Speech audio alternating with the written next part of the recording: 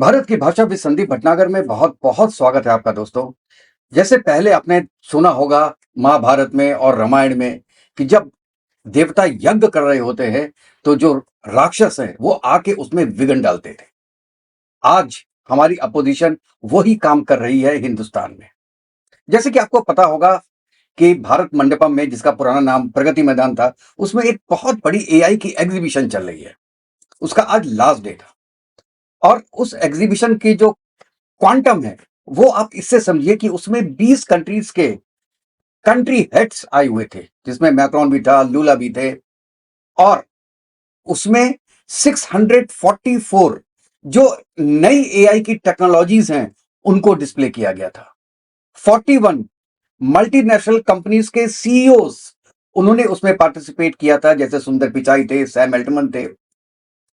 और 3 लाख के करीब विजिटर उसमें आए थे। और उसके साथ साथ इंडिया के भी आपको पता है कि 3 एलएलएम्स जो हैं वो उसमें इन्वेंट हुए, या मैं कहूं कि उसको डिस्प्ले किया गया वहां पे। एक फ्रॉड हुआ था केवल, और वो गलगोटिया यूनिवर्सिटी के थ्रू हुआ था, जो उन्होंने एक चाइनीज प्रोडक्ट को अपना बता दिया था। उसके बाद माफी मांगी गई, उनको प्रगति मैदान से हटा दिया गया, ये सब हो गया। लेकिन अब क्या है कि एक अपोजिशन पार्टी कांग्रेस, उसने पहले उसी को मुद्दा बनाया। अब पूरा सोशल मीडिया भर दिया कि ये क्या एआई सबमिट हो रही है, यहां पे तो फ्रॉड हो रहा है। मतलब अपने देश को खुद बदनाम करने की साजिश। हो गई एक गलती, अब उसमें मोदी जी ने थोड़ी ना किया, वैष्णव जी ने आके थोड़ी ना कर दिया। आपको स्पून फीडिंग थोड़ी ना करा सकता है प्राइम मिनिस्टर। अगर कोई यूनिवर्सिटी ऐसी गलती करती है तो उसको सजा बाद में मिलेगी, लेकिन एक छोटी सी गलती के लिए आप पूरी जो समिट है उसको खराब करने की कोशिश करें, ये कहां तक न्याय संगत था दोस्तों। चलिए, अब उससे भी कुछ नहीं हुआ, क्योंकि ये भी हल्ला गुल्ला एक दिन चला। उसके बाद फिर वो अपने फुल जोबन में चल रहा था। फिर क्या किया, कांग्रेस ने यूथ कांग्रेस के लोगों को 10 लोगों को भेजा और वो पासेस लेके अंदर घुसे। अंदर घुसने के बाद अपनी शर्ट निकाली, और शर्ट निकालने के बाद उन्होंने कहा कि PM is compromised. PM is compromised, ये स्लोगन आप सुन रहे होंगे, पार्लियामेंट के बाहर भी चल रहा है, अपोजिशन में भी चल रहा है, और सोशल मीडिया में भी चल रहा है। चलिए, उसके पहले थोड़ा सा 20 सेकंड का वीडियो देखते हैं कि ये क्या बोल रहे हैं, उसके बाद हम अपनी बात पे आते हैं।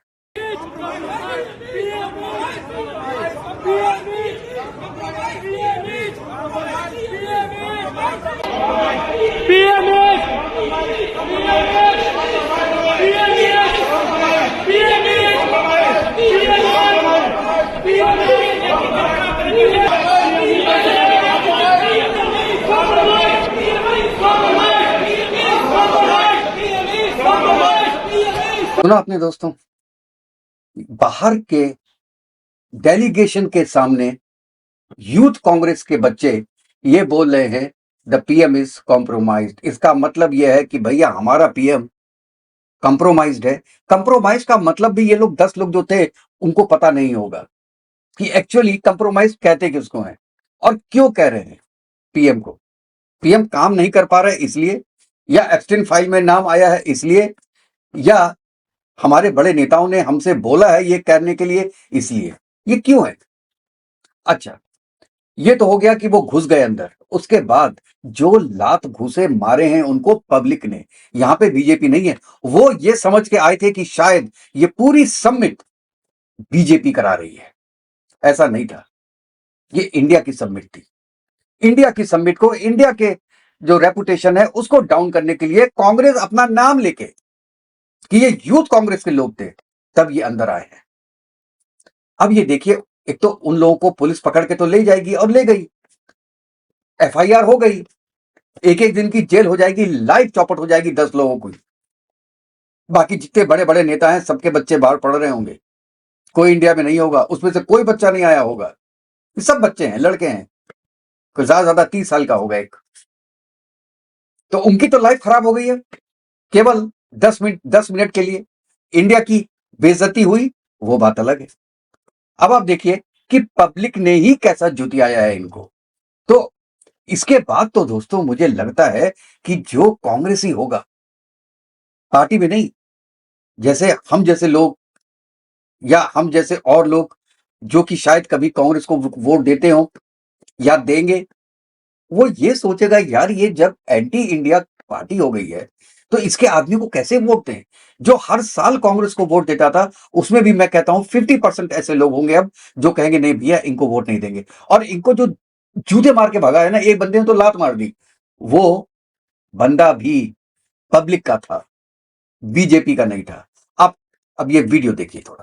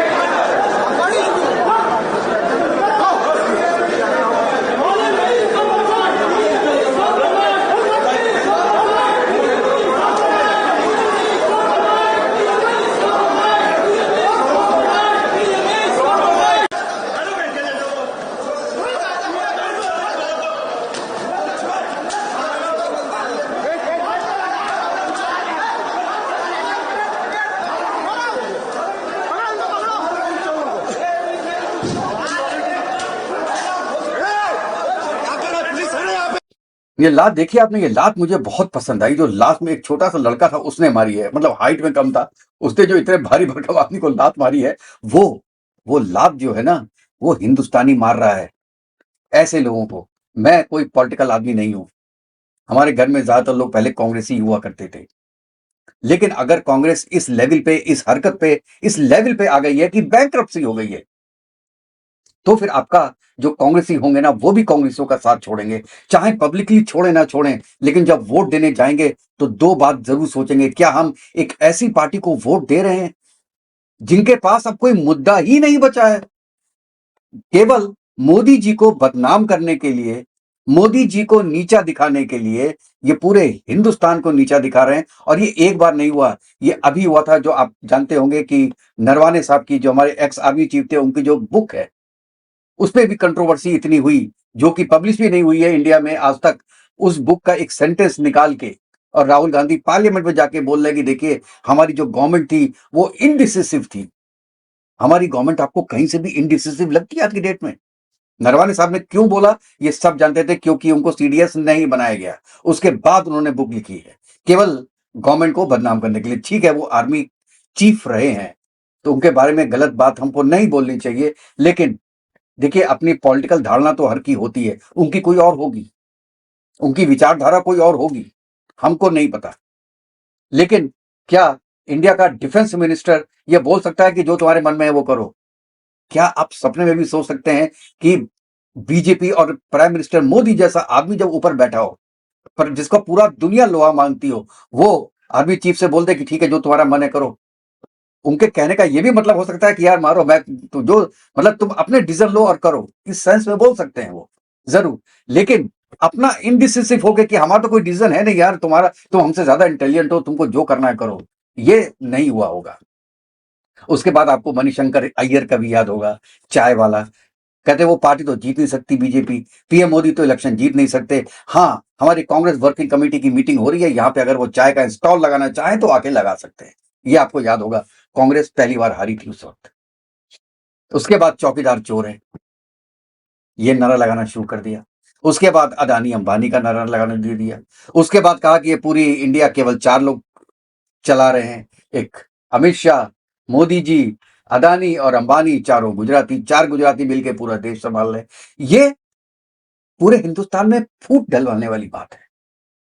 फूट डलवाने वाली बात है जो कि ये कांग्रेस कर रही है और अपने बच्चों के थ्रू, खुद नहीं कर सकती। आपने देखा पिछले 1 महीने में ऐसे-ऐसे एआई वीडियोस निकाले हैं कांग्रेस ने अपने जो अकाउंट है उससे,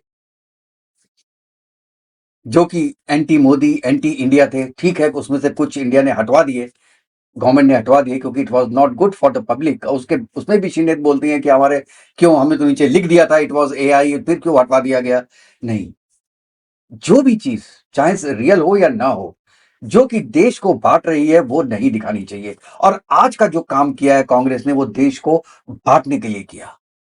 बाहर की जो कंपनीज हैं वो, उनका एक विश्वास इंडिया से हटे कि यार यहां तो अराजकता फैली हुई है, यहां पे अगर हम आ गए किसी तरीके से तो यार पता नहीं क्या होगा, यहाँ पे काम करने देंगे कि नहीं करने देंगे गवर्नमेंट को। कल को इन्होंने मुद्दा क्या उठाया कि आपने यूएस को बेच दिया ट्रेड डील में, तो आप पूरी पब्लिक को, क्योंकि वहां पे रिपोर्टर्स पूरी दुनिया के आए हुए हैं, 100 से ज्यादा कंट्रीज हैं जिनके विजिटर्स वहां पर हैं, सबको ये लगेगा, जो इन्वेस्टर है उसको लगेगा कि यार ये जो ट्रेड डील हुई है इंडिया और अमेरिका के बीच में, उससे भारतीय किसान और भारतीय अपोजिशन बहुत दुखी है और ये ऐसे चलने नहीं देंगे कंट्री को, ये कुछ ना कुछ करेंगे, अपोज करेंगे। और अपोज करने का तरीका पता नहीं यार, इस एरिया में तो बड़ा अजीब सा होता है। आप नेपाल में देख लो, श्रीलंका में देख लो, बांग्लादेश में देख लो और थोड़ा बहुत 5% पाकिस्तान में देख लो, यहां पे तो अराजकता फैल जाती है यार, और जो प्रेजेंट गवर्नमेंट है उसको तो उठा के फेंक देते हैं ये लोग। तो अभी कुछ साल रुक जाओ, यहाँ पे इन्वेस्टमेंट मत करो। क्या कांग्रेस ये चाहती है? ये मानसिकता पे आ गई है कांग्रेस कि मोदी को गिराते गिराते देश को गिराना शुरू कर दिया है उन्होंने। क्या उनके पास अब कोई टॉपिक है? नहीं, सब आउट ऑफ स्टॉक हो चुका है क्या उनके पास? कोई चीज भी ऐसी नहीं है कि जो पब्लिक के सामने वो लेके आए, कोई सॉलिड चीज लेके आए। लड़ाई करने के लिए अपोजिशन का काम है लड़ाई करना। अपोजिशन का काम है कि अपनी बात पार्लियामेंट में रखना, पार्लियामेंट के बाहर में रखना उनका अधिकार है, लेकिन पहले तो कोई बात तो मिले। अरे टॉपिक तो ठीक से चूज करो। अब आप अपने नंगे होके चले गए अंदर प्रगति मैदान के, उससे क्या होगा? पब्लिक आपके साथ होगी कि हाँ यार ये तो बहुत अच्छा काम कर रहे हैं, मोदी जी तो बहुत खराब काम कर रहे हैं। पब्लिक ने जूते मार के भगाया है बाहर। इससे ज्यादा बेइज्जती क्या होगी एक ऐसी पार्टी की जिसने देश को 60 साल राज किया है पूरे देश में। ऐसी हरकतों से बाज आ जाए, नहीं तो जितने इस बार सीट मिली है ना, उससे आधी, उसके बाद फिर उससे आधी रह जाएंगी सीटें। पब्लिक आपको वोट नहीं देंगी, कांग्रेसी खुद आपको वोट नहीं देंगे। वो भी डर जाएंगे कि अगर बाई चांस बीजेपी चली गई तो हमारा क्या होगा। हम तो कहीं के नहीं रहेंगे अगर बीजेपी चली गई तो। और वो मैं कई मायनों में बोल रहा हूं, वो जो मायने होंगे वो आप भी समझ गए होंगे कि बीजेपी का रहना क्यों जरूरी है आज की तारीख में, और आज के केस के बाद तो मुझे लगता है और ज्यादा जरूरी है। आप क्या बोलते हैं इसके बारे में? अपनी राय हमको जरूर दीजिएगा। नेक्स्ट वीडियो में मिलते हैं दोस्तों, तब तक के लिए जय हिंद, जय भारत, वंदे मातरम। खुश रहिएगा, स्वस्थ रहिएगा।